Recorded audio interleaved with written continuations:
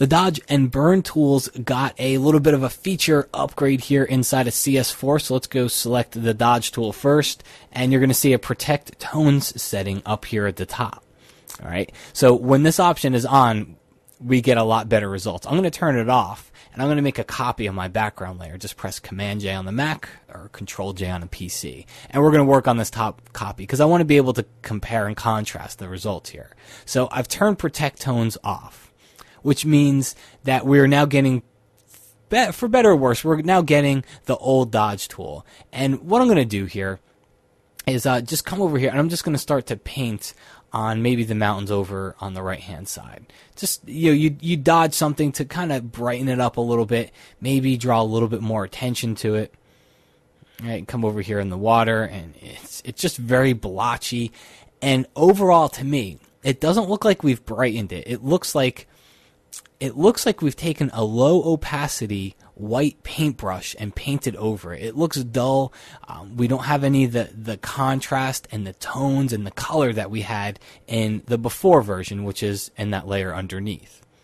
Okay, well, now let's click on the background layer, keep the top layer off, turn on protect tones, and now I'm going to do the same thing, and you can almost immediately see the results. Okay, take a look at that and compare that. This is before, that's after. All right, so we still have the same tones, we still have the same colors, it just looks a little bit brighter, and it doesn't look dull. And then this is the older way without protect tones turned on. So the difference is actually pretty staggering. So for me, the dodge tool gets the biggest enhancement. The burn tool, which is kind of the opposite, the burn tool is going to darken things. If we turn protect tones off, and let's go work on this top layer again, because this is the layer that we're demonstrating as the old way. This one's not quite as bad. All right, so it looks okay. Come up here, maybe darken up the clouds and the sky a little bit in some areas. I don't think this one is quite as bad. If I had any one complaint, it's just a little bit heavy-handed, but I don't think it's necessarily bad. Okay, so this is the top layer. We can turn it off, and you can see before and then after, and it's darkened, and for the most part it's kept the colors and the tones, and it's just made things a little bit darker. I think it is a little heavy-handed, and I think it makes things, the burn tool, it actually makes things look burned a little bit. It makes them look a little bit red, if you ask me. But let's go ahead and turn this one off, click on the background layer, and turn protect tones on, and now I'm going to paint. And I think I just get more of an even result when I use the protect tones feature. All right.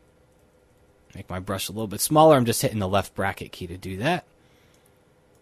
And come over there. So let's take a look. This is the older way, and this is the newer way. So it's just a little bit, again, I think heavy-handed is a good way to think of it. The older way, it was a little bit more heavy-handed, a little bit stronger. The newer way is just a little more subtle, where I can build the effect up. If I want to make it darker, well, then I can paint over it again. Okay, with the older way, I had to drop the exposure way down and take this exposure setting really too far down, and it was just a lot more work. Now, the other thing is grouped in with these tools is the sponge tool. We got a little bit of a feature upgrade here. It's got a vibrance setting. So if you turn that on, remember what vibrance does? It tends to keep the colors that are saturated enough. It leaves those alone, and it tends to saturate the colors that might need it a little bit more. Not really a tool that a lot of people used before, but I think with this vibrance setting, it becomes a tool we can kind of turn to a little bit more. As I click on here, just start to paint, you're just see we're just kind of bringing a little bit of color into some of these areas that we paint on here. And you can do this with adjustment layers and the masks on the adjustment layer. But you know what? If you can do it with the sponge tool, it's actually kind of easy. You just take one tool and you just paint over these things, and you can selectively kind of boost the color in those areas. So while the tools themselves aren't necessarily new inside of CS4, there's a setting with each one of those tools that's new, and in the end, I think that setting helps those tools act a little bit more like we would expect them to act.